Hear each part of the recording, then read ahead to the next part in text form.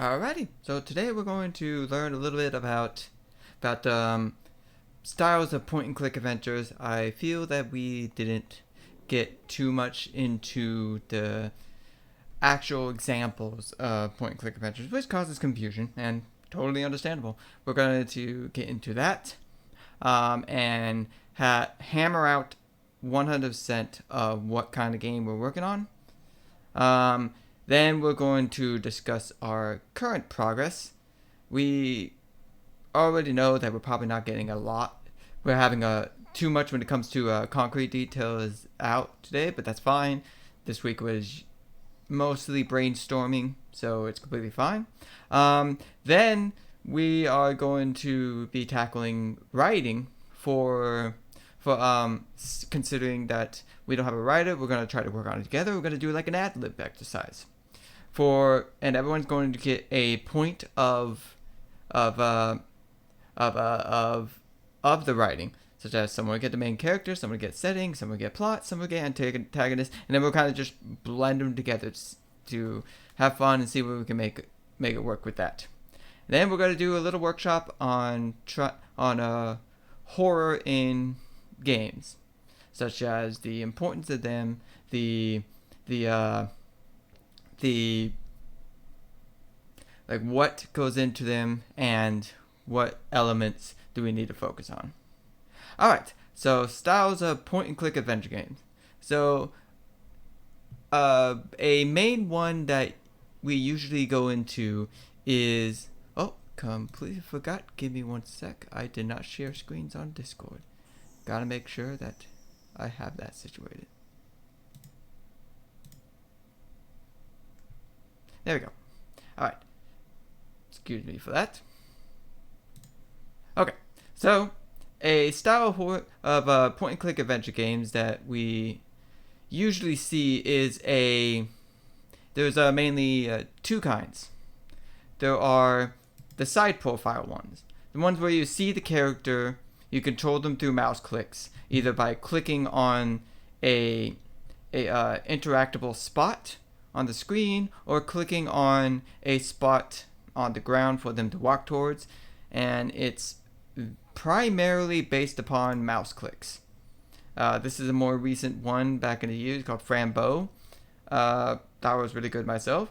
And like I said, a bunch of mouse clicks usually guide everything, and there's very minimal movements involved with the keyboard or even pressing the keyboard, probably for nothing more than just let me get rid of that. Sorry about that, got distracted. Nothing more than minimal main keys such as escape, to bring up a menu and whatnot. This one is a pretty weird example of point and click. Some people just call it an adventure style game, but I think it's a mix of both. These are the Space Quest games, way back when with MS-DOS kind of stuff with floppy disk. But it's a good example of something we can go a little far beyond than just mainly mouse clicks.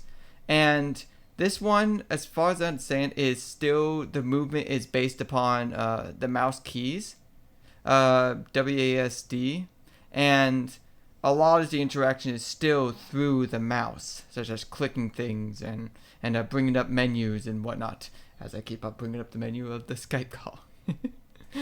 So, if we don't primarily want to use a mouse button to guide everything, which is probably a good idea, when it comes to programming these type of games, this plane, like we'll go with Frambeau. This plane right here is, although it is 2D, it's simulated 3D, with the idea that there is a Z-axis, to where in newer games right now you can make a Z-axis pretty easily and still make it look 2D on a 2D plane, but simulate a 3D axis, so when you click anywhere it's a lot easier to guide the player.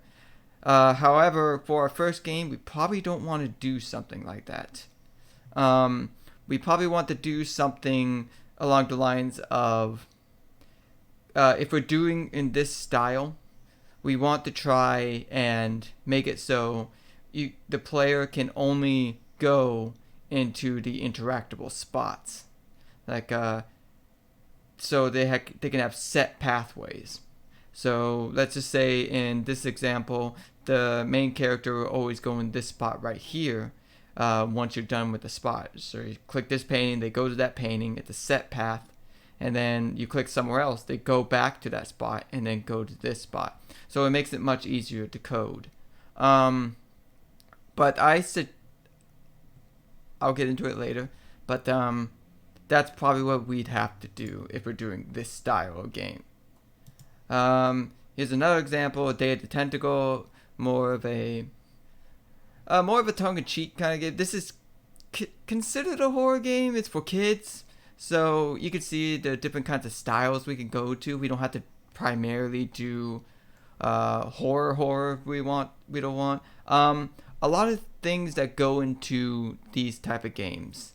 Let's see if I think the next one is what I'm thinking of. So there's another style of point and click that is also familiar, and it's a style where it's primarily focused on the point of view of the character.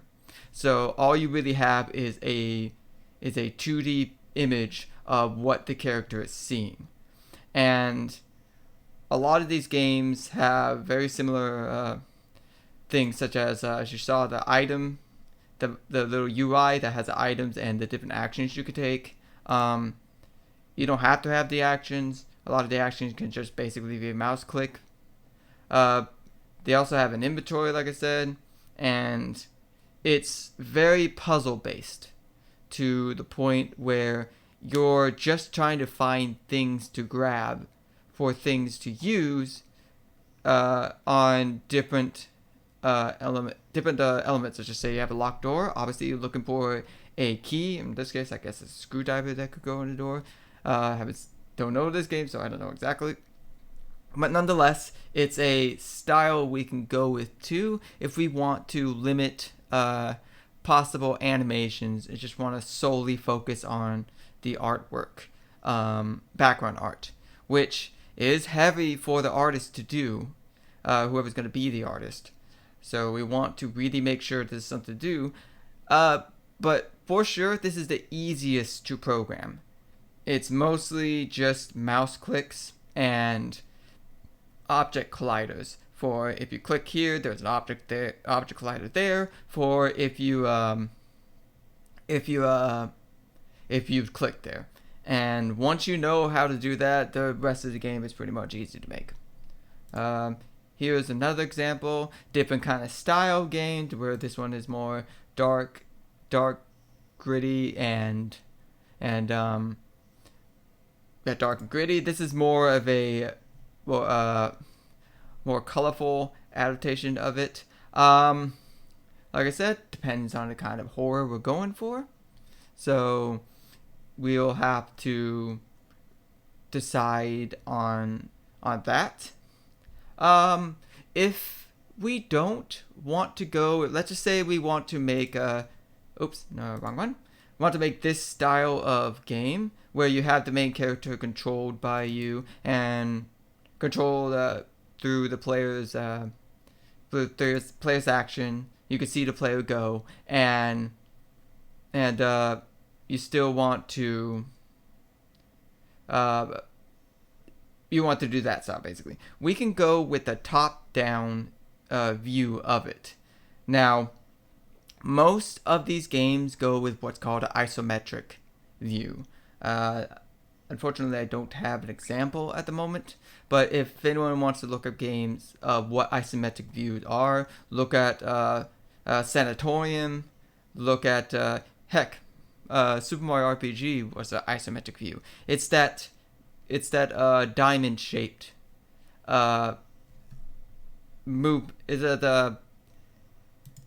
the top down perspective that's more of like viewing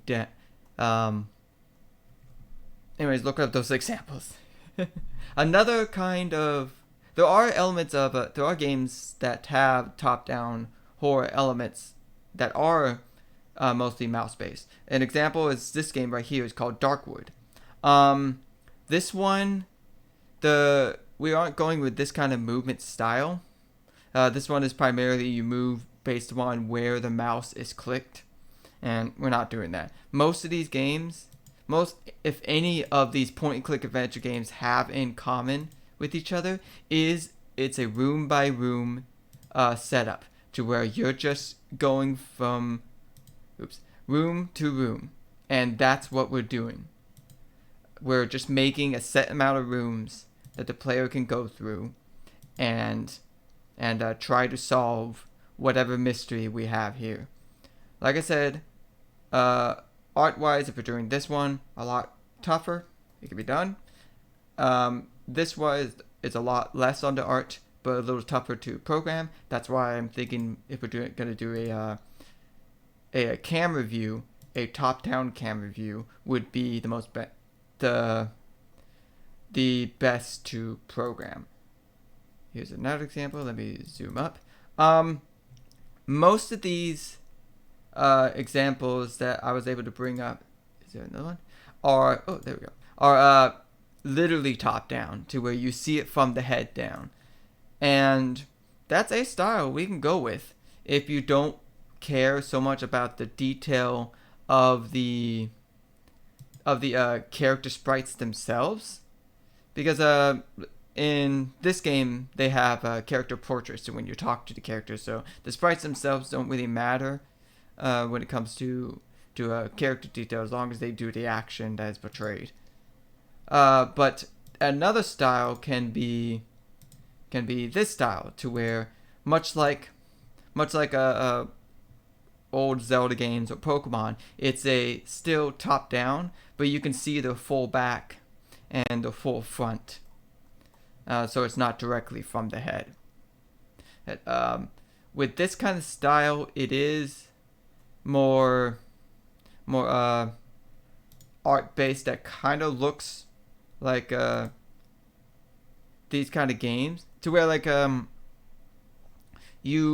when you make it the characters will have to be a little less detail focused than a background would, like this background, heavily detail focused.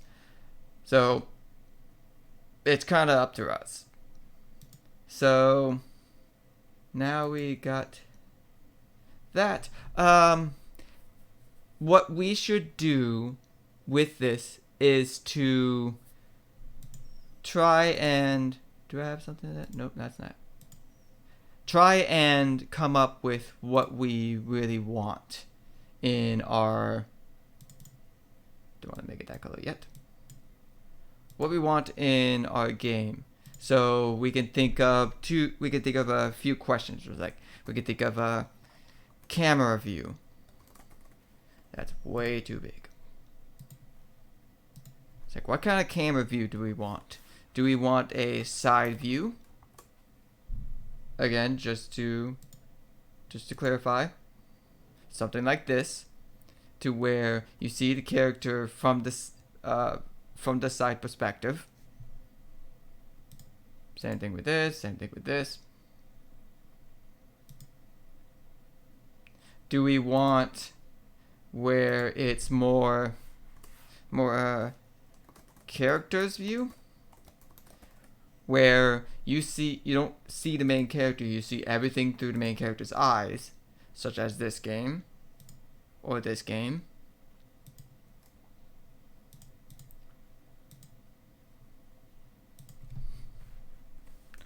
Or do we want a top-down view, like this game or this game?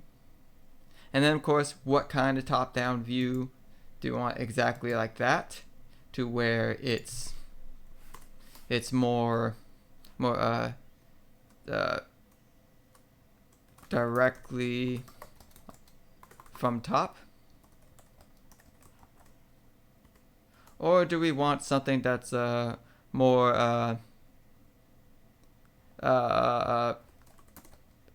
back-facing? And back-facing, I mean more like this game, or like the old Zelda games or Pokemon, to where you can still see their face and their back to catch more detail of the character. So we got those questions. And then for if we want, like we gotta ask also the play style.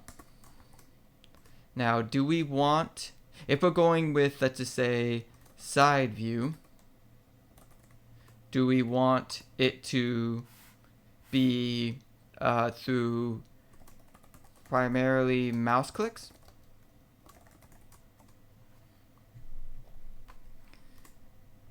Or do we want it to be hybrid of directional and mouse clicks?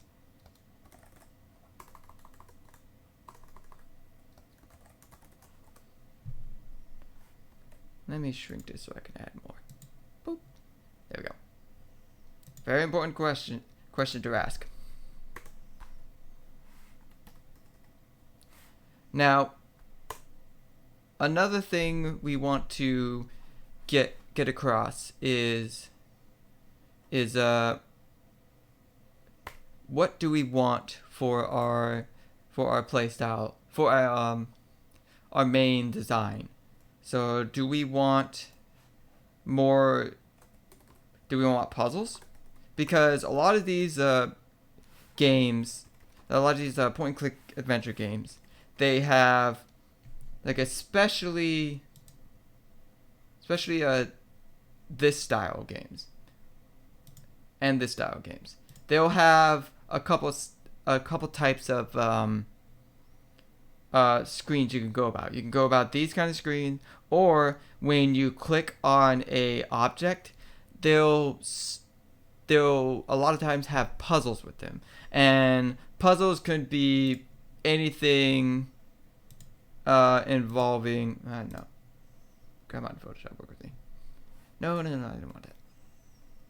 Boop. Okay. Puzzles can be anything. Bop, bop, bop. You have a screen, and we have all kinds of puzzles, such as little puzzle piece things, like find a missing piece and do.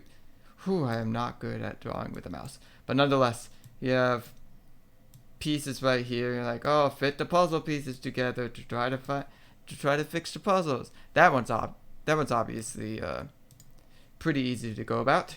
But then there's other kinds of puzzles to where they involve, like, your inventory right here, and you're like, okay, I have a triangle, a circle, and a square. I gotta go into the environment to see. I found that looks more like a triangle. I found the square, but I don't have the circle. So we can put a heavy emphasis on puzzles and to get through the game, or we can have more of a heavy emphasis on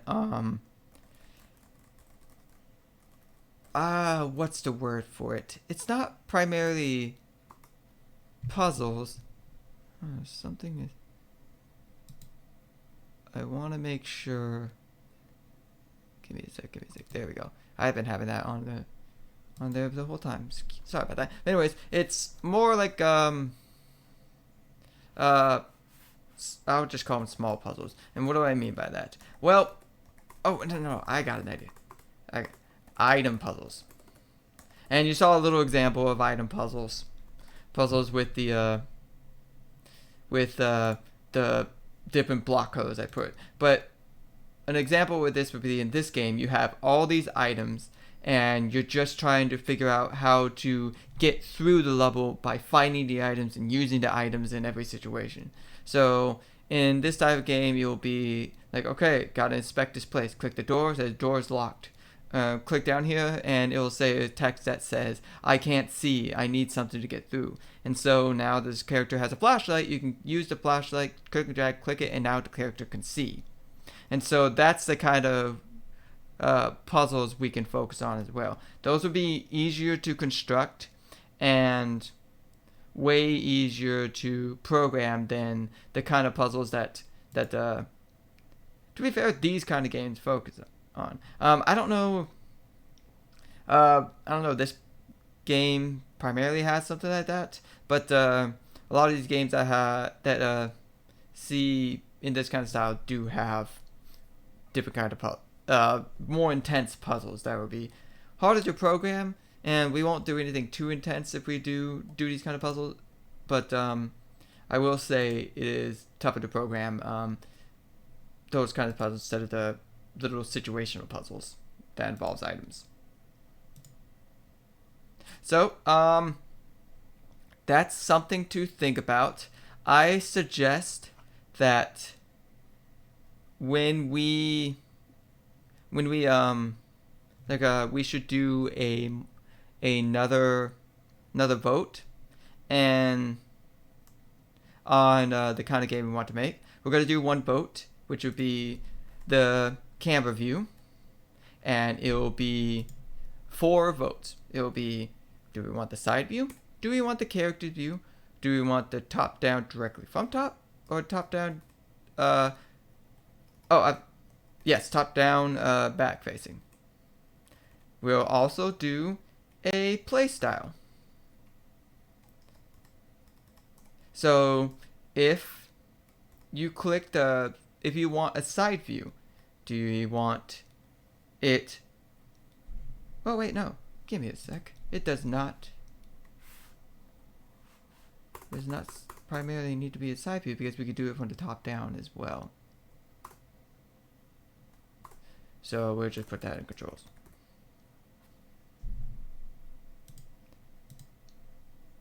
And for this one, it will be except character view, because in character view it would be primarily mouse clicks. Anyways, for our controls, if you didn't pick characters view, do we want it primarily through mouse clicks, or do we want it a hybrid to where you move with the directional pad and the mouse clicks?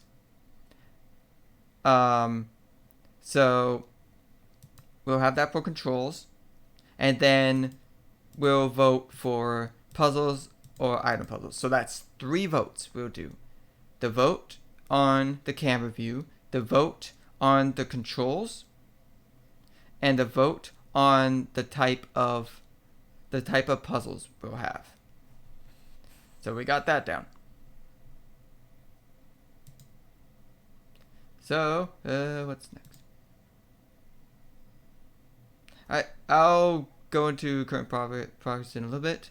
I want to make sure that if someone joins, they can portray their progress in person. But nonetheless, we'll go into the next step, the writing ad-lib. Now, considering we don't have a writer as of now, we are going to do a slow, lack of a better word, a slow progress kind of setup for this, to where we'll all work, build it together through our own input, but we'll leave it just far enough behind to where if we have someone new come in, or someone changes their mind on what they want to do and hop into writing, there isn't as much detail that they'll need. There isn't that much detail we put into the writing, so they can add as much creative input as possible to this. And so we'll do let me get this here and let me erase this. So an example of this kind of ad, everyone will be assigned the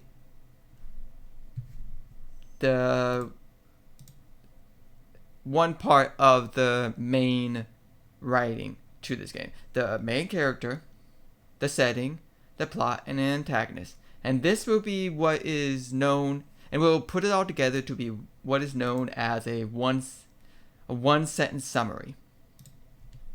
So we'll hope to do this as quick as possible, by the end of the week, at most, to come up with the one sentence to where we have just enough detail to start really cranking it out, such as concept art and the script and whatnot. So an example of a one sentence summary. So, an example could be something like a boy, which is the main character, goes into a house, that's the setting, and the plot is, and is trapped.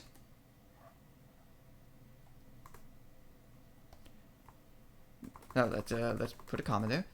Is trapped and has to get out. So is trapped and has to get out is the plot. And the antagonist would be something like, while ghosts are trying to capture him.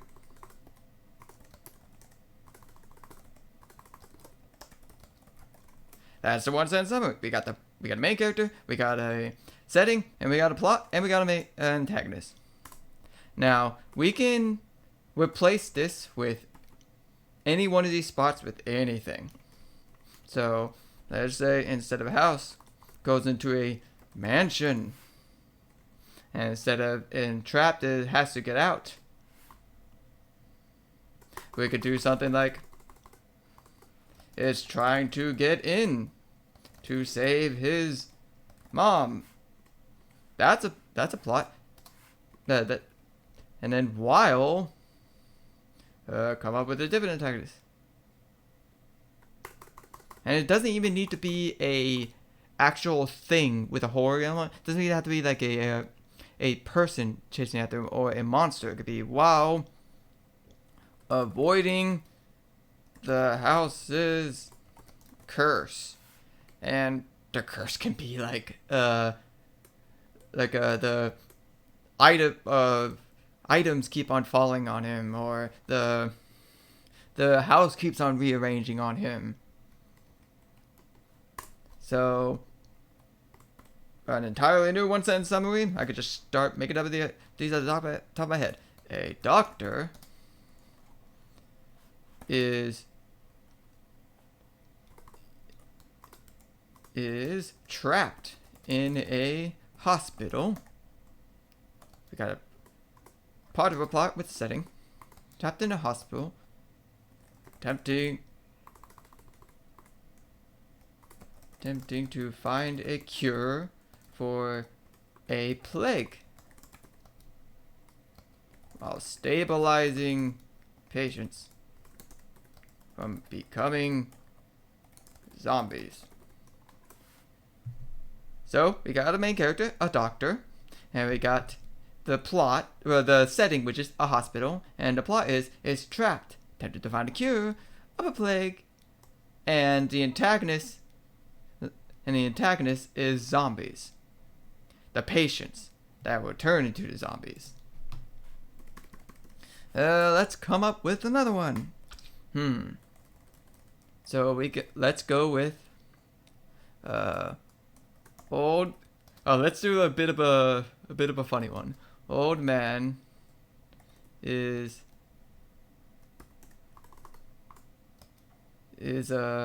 defending his yard from teenage werewolves. Teenage werewolves trying to get on his lawn.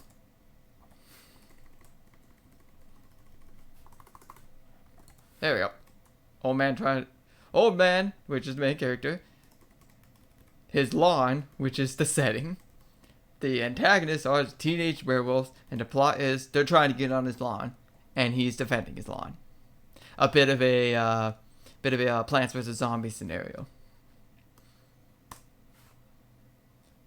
Bit of a Day of the Tentacle vibe right there. What about another one?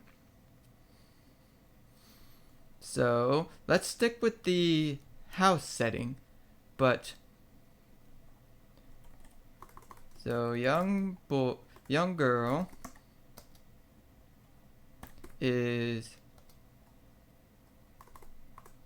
has to prepare her house from an intimate attack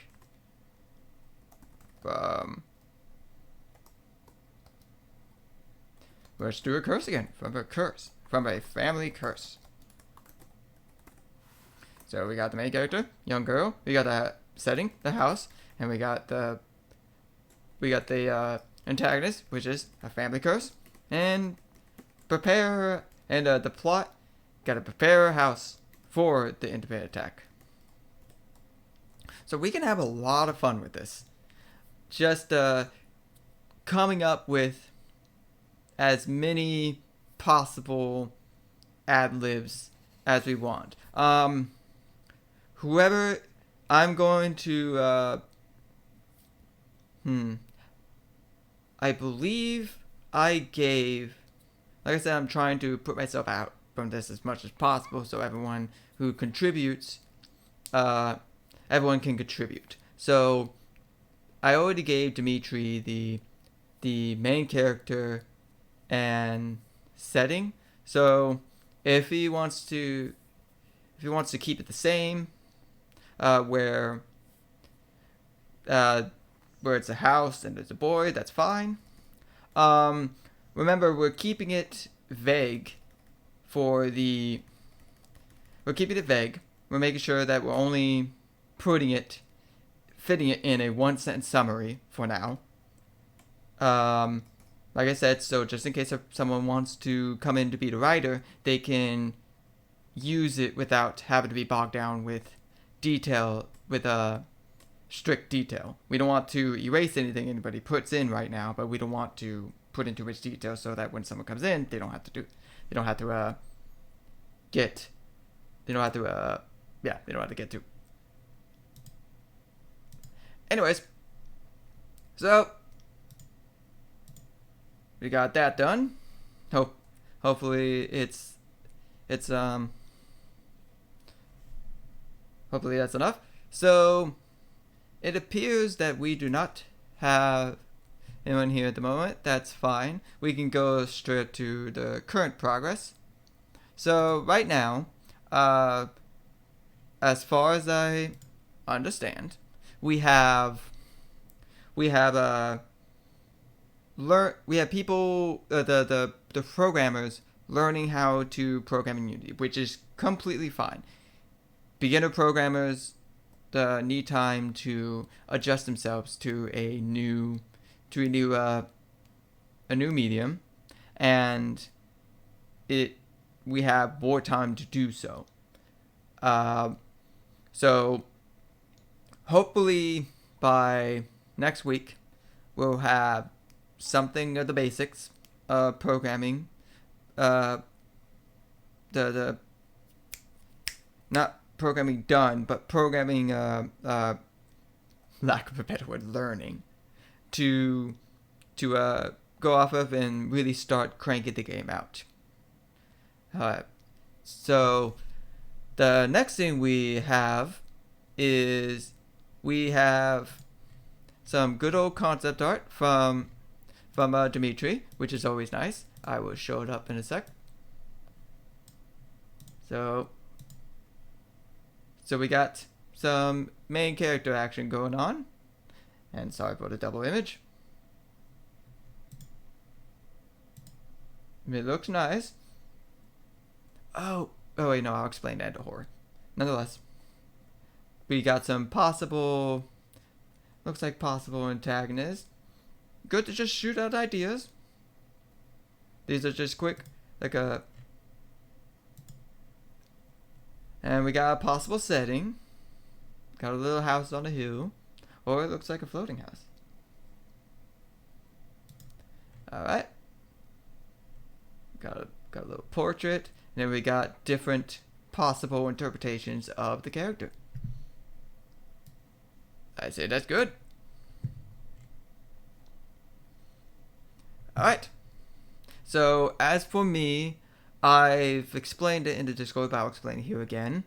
I will make sure that once we get the I'll have like a general list of things we need to get done.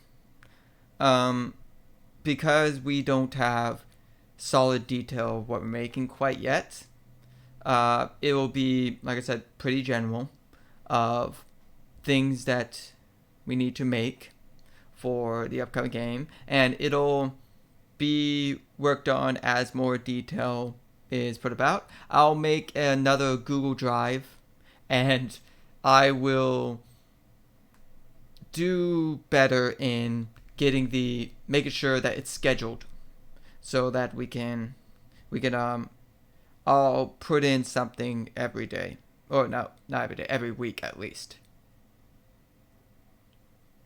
So we got that. Next, I'm gonna do a quick little workshop on horror in games. We got this grid. Ooh, spooky. So let me make sure to get this color. Keep the theme up. Alright. So there are a few elements in horror games that we all know, or just horror in general, that we all know and love. We got monsters. Let me make the text bigger. We got like monsters. We got gore. So examples of monsters could be like zombies, werewolves, just like supernatural killers. We got friggin' vampires. No, make it smaller. Boop. Etc. Always think about it. We got gore, which is usually like from anything from a Saw movie. That is Gorefest among Gorefest.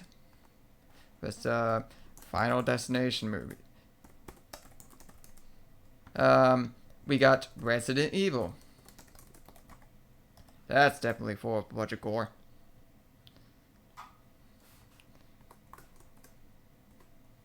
So we also got themes such as tension or suspense, and there are a lot of games that deal with that, especially atmospheric. And a really good game, Silent Hill. Everyone thinks of two different kinds of horror games, Resident Evil and Silent Hill, both completely different type of horror games, and it's especially based upon this right here. Resident Evil can be suspenseful and filled with tension because of they usually have a big bad, and a big bad can be like what's his name? Is it Mr. X? I believe that's what it's called, Mr. X. But there's a specific kind of monster. Let me bring it up. I have to bring it up because this guy it's usually a big bad that you can't do anything about. Because Resident Evil gives you guns. That's the main difference with Resident Evil. They give you lots of guns. Whoop. Resident Evil 3. Is his name Nemesis? I believe it's... Yeah, this guy. Of course, you got the 3 different versions of him, from the old ones and the new one. So this guy, he's fucking terrifying. And although he's primarily just a monster, you can't stop him. And that's a thing about horror games that's different different than most other mediums, that you have to be very aware of, is that in horror, you need that feel of powerlessness. Because there are games that have horror elements, but are not horror games. We could think of like a Doom. Doom, it has horror elements. My god, there's just nothing but devils and demons. Like, I could bring it up just like Doom. Like Doom Eternal. And it is just like filled with nothing but monsters and gore and blood and guts and explosions and just like all the different kind of horror you can think of. Monstrosities. I mean, look at this thing. It's like that thing is like a beholder. But it's not a horror game.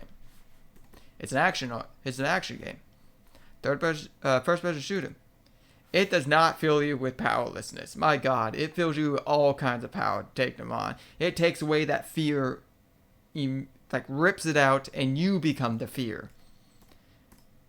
These horror games, good horror games, do not give you that. They may limit you with that, with like Resident Evil, but it still gives you that tension that you are not as strong as you might think you could be, or other games give you. So we definitely need to have that if we want to make a horror game, which, from what I understand, we are doing with this project. So we could have a monster, we could have gore, but we need tension and suspense with it in order to give it the feel of a horror game. A great example of tension and horror is the demo called PT. If anyone wants to look up a good reference for a fantastic horror experience where not much happens, but it still gives you that experience, that the fear, is PT. For our games specifically, point and click adventures, they're still kind of controlled in your own pace, so it's a little harder to create that tension, but it still can happen. A good way to do that is definitely atmosphere of what it looks like. So I'm glad I brought this up. This is a perfect atmosphere. It's dark, you can't see much ahead of you, and we can also add music to fit with it. Now, I'm not talking about music with like tone, a beat, and just like typical music. It's atmospheric, to where you just hear nothing but the wind flowing through this place, or just the sound of an empty building, and that brings up the tension as well. If we do a game that's more art style like this, it won't be as filled with tension. You have to do a lot more. So beware of the colors you use for doing something that's horror filled. Nope, wrong one. Boop. Boop. So we got the atmosphere, we got the sound design. So we're not just talking about the atmospheric music or the atmospheric sounds. We're also talking about the sound in general. And if anyone's played a horror game, sounds are loud. Most of the sounds you hear are very loud comparatively to everything else. Of course, it could be argued that it's because there's no music to go along with it. So of course the sound seems increasingly loud.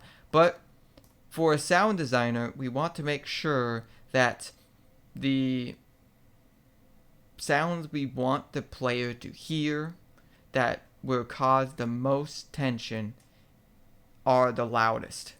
Because although we can have, like, for instance, let's go back to this one. We can have something like a sound of a water drop, like, whip, whip. And that could be loud. Like, we could have that. Or just a sound that constantly goes off. But what if, for say, in this, we want to build up tension. And we have sound of footsteps get like louder and louder and louder and louder and louder. And so that would be a lot higher than the water droplets.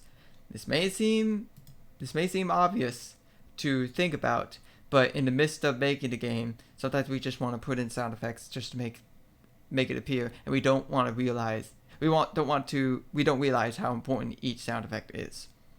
So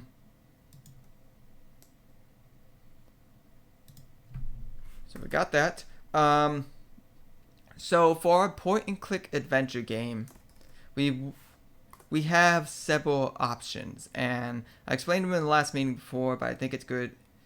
It's good to reiterate again to have as many ideas as possible with this. Anybody can throw in their own ideas as well. These are just like base ideas someone can just work off of. So let's say we do the puzzle element, the puzzle-like game, where it's primarily first person, and you go into like puzzle menus for whenever you click on specific things. So you just have the screen right here, and the whole screen is like this, and you have a puzzle going on. Let's just say you're trying to find an object, and that's also one of the big puzzles of these critical puzzles of these point-and-click games. So yeah, right here, which is the stuff you're trying to find, and you're trying to look through all here, and right here is like your like a heartbeat meter or something like that, to where it's down here and it's like how slow it is, and then things start happening. You don't know what it is. Like for instance, a sound goes off, and it could be like something breaking, like something falling, and so start shooting up your heartbeat. And what we could do is we can blur the screen to where it's harder to see things, and more sound effects go on, more stuff happens, and it will be harder and harder, and we can have an effect where you have to get out of it, go into a hiding spot, like get out of it, and you see like the room you're in right now, and there's like a table right here, and so instead of going back to the puzzle, which is right here, you can go right here and hide under the table, and your heartbeat will go back down, and you'll rest a little more, something like that. Definitely will help bring more of the tension, because players, there is the fear that players can have of just something coming your way, or a sound goes off, but if there's no other like quote unquote punishment or something else to keep track of, it may be easier to relax to that kind of environment. So that's my opinion with that. And this can kind of go with any kind of art style. We can say if it's a top down, if it's a side profile, we could just have a permanent meter right here where it checks your heartbeat, and the player's right here, and it's just a room, and you're trying to search the room. There's a table right there. This is a doorway.